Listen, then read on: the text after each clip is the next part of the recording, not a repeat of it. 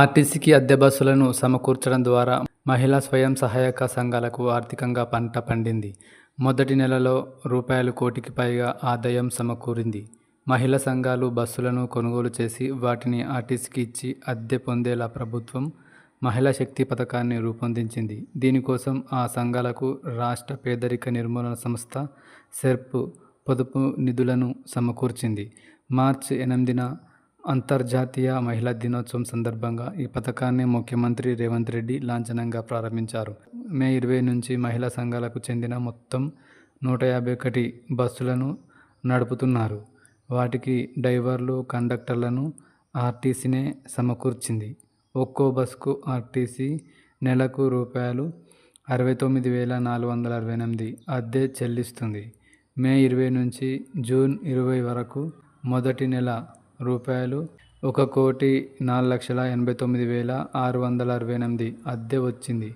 దీనికి సంబంధించిన చెక్కును ఆర్టీసీ నుంచి సెర్ప్ సీఈఓ దివ్య దేవరాజన్ తీసుకున్నారు. గురువారం సచివాలయంలో మంత్రి సీతక్కతో ఆమె భేటీ అయి ఆ వివరాలు తెలియజేశారు. సీతక్క దివ్యను, మహిళా సంఘాలను అభినందించారు. అద్దె బస్సులకు అవకాశం కల్పించిన రవాణా శాఖ మంత్రి పొన్నం ప్రభాకర్కు సీతక్క ఫోన్ చేసి ధన్యవాదాలు తెలిపారు. ఇప్పటి వరకు ప్రైవేటు వ్యక్తుల నుంచి బస్సులను అద్దెకు తీసుకొని ఆర్టీసీ నిర్వహిస్తుంది. మహిళలకు ఉచిత ప్రయాణం కల్పించే మహాలక్ష్మి పథకం ప్రారంభించిన తర్వాత ప్రయాణికుల సంఖ్య భారీగా పెరిగింది. దీంతో అదనపు బస్సుల అవసరం ఏర్పడింది.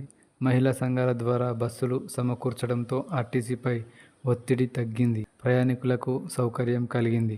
ఆర్టీసీ అందించిన అద్దె మొత్తాన్ని 150 మహిళా సంఘాలకు పంపిణీ చేసే కార్యక్రమాన్ని ఈ నెల 5న ప్రజాభవన్లో ఘనంగా నిర్వహించాలని నిర్ణయించారు. మహిళా శక్తి పథకం కింద ఆర్టీసీకి 600 బస్సులు అద్దెకు ఇవ్వాలనేదే లక్ష్యం. తొలి విడత 151 బస్సులతో పథకం మొదలైంది. తక్కిన 449 బస్సులు కూడా ఇవ్వాలని సెర్ప్ నిర్ణయించింది. దీనికోసం మండల సమైక్యల ఎంపిక ప్రక్రియను చేపట్టింది.